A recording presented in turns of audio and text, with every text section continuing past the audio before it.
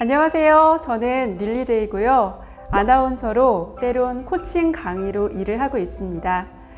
우리 크리스천들의 작은 말과 생각이라도 세상 가운데 또 사람들에게 아름답고 선하게 전해지면 좋겠다는 생각으로 CRD 독서 모임에서 크리스천의 선한 언어력이라는 대주제 아래 신선한 콘텐츠를 만들려고 노력을 하면서 모임을 진행하고 있습니다.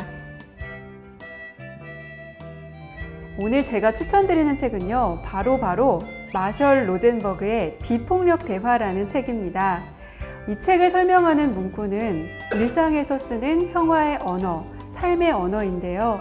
2004년 출간된 이래로 지금도 해마다 10,000명 이상의 독자가 꾸준히 이 책을 찾는다고 합니다.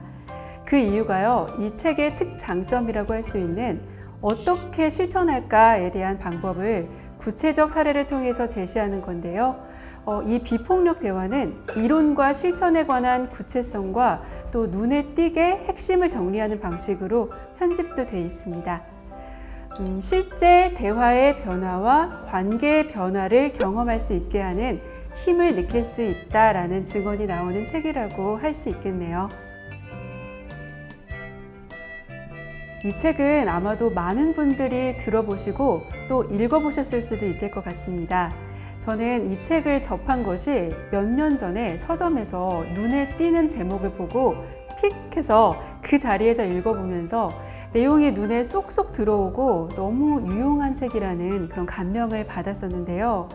이 책을 보면 막연하지 않게 굉장히 구체적으로 대화를 어떻게 하면 현명하고 참 따뜻하고 한마디로 주님이 주시는 평화의 사람답게 어떤 상황에서도 할 수 있는지에 대해서 실용적인 길잡이가 되줄 수 있을 거라고 생각을 합니다.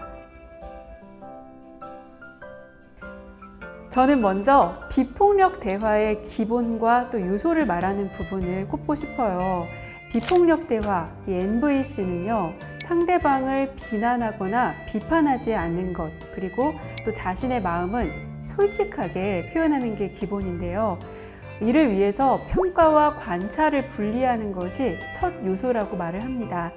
우리가 관찰과 평가를 뒤섞을 때 상대방은 비판으로 받아들이기 쉽다고 합니다. 이런 내용에 대한 제시가 우리가 말을 할 때 일반적으로 잘 의식하지 않는 것이라서 신선하게 다가오더라고요. 그동안 생각과 말하기를 다시 돌아보기도 하고 구체적 예시를 또 보고서 이런 표현은 관찰과 평가를 뒤섞는 거였구나. 이렇게 말하면 평가를 분리할 수도 있구나 느낄 수 있었어요. 이와 관련해서는 이 문구를 들어보시면 느낌이 오실 거예요.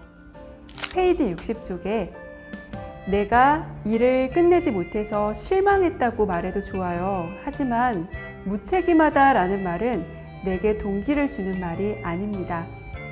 당신이 다가올 때 내가 아니요 라고 말해서 상처를 받았다고 하세요. 그러나 나를 목석 같은 사람이라고 하는 것은 앞으로도 당신에게 도움이 되지 않을 거예요. 그래요. 내가 무엇을 했다 혹은 하지 않았다 라고 말하는 건 받아들일 수 있어요. 그리고 내 행동에 대한 당신의 평가도 괜찮아요. 하지만 이 두 가지를 섞지는 마세요.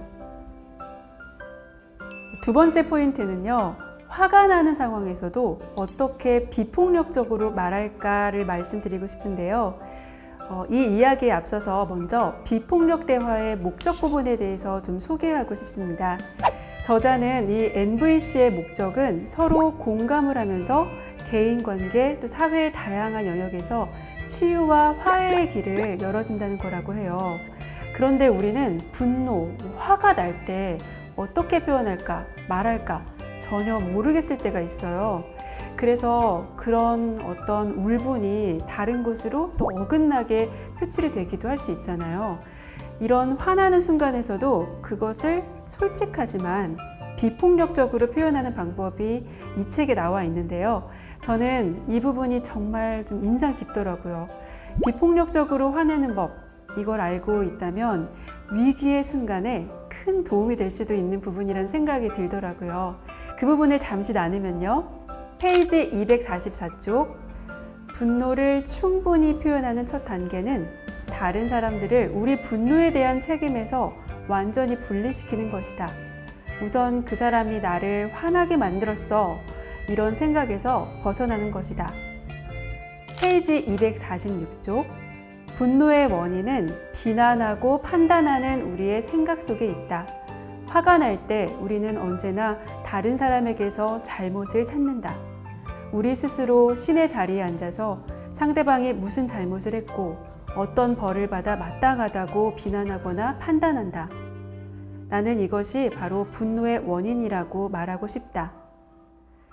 처음에는 잘 의식하지 못하겠지만 분노의 원인은 바로 우리 자신의 이와 같은 생각에 있는 것이다.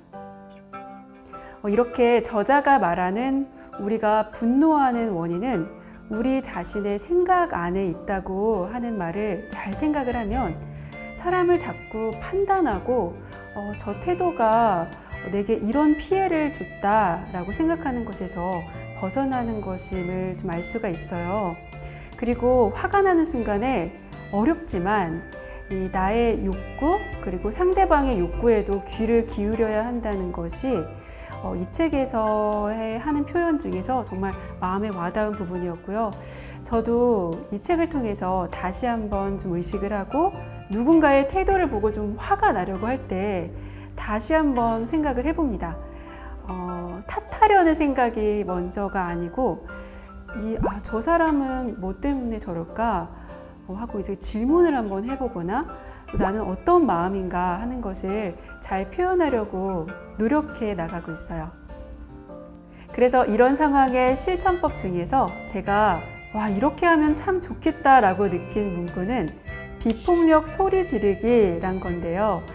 이게 우리 실생활에서 화나는 때에 다른 사람들에게 정말 상처 주지 않고 또 우리 스스로도 감정을 솔직히 드러내서 울분이 쌓이지 않겠다 싶었어요.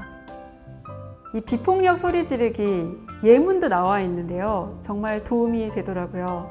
궁금하시다면 꼭 읽어보세요.